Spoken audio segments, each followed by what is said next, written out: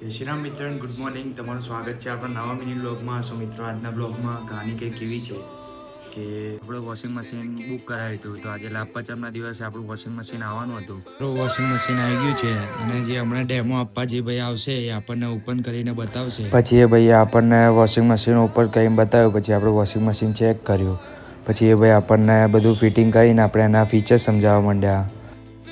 પછી આપણે જમવા બેસી ગયા ટીવી જોતા જોતા. પછી જમીન પછી આપણે કામ હતું તો થોડુંક ભણવાનું કામ પતાવી દીધું અને પછી આપણે જતા રહ્યા સૂવા માટે, કેમ કે બહુ આપણને ઊંઘ આવતી હતી. પછી ઉઠીને જોયું તો વાતાવરણ એકદમ વરસાદવાળું હતું, તો મમ્મીને કહીને આપણે ચા બનાવી. પછી આપણે ચા પીધી.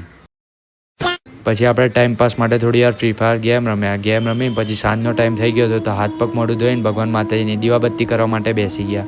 થોડી વાર એ કર્યું. પછી મમ્મીએ ભજીયા બનાવ્યા હતા તો ભજીયા ખાધા. પછી આપણે જમવા બેસી ગયા. પછી જમીન આપણને કોણ ખાવાની ઈચ્છા થઈ તો આપણે જતા રહ્યા કોણ લેવા માટે.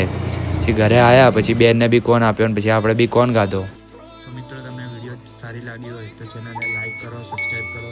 મળીએ બીજી વિડીયોમાં. બાય.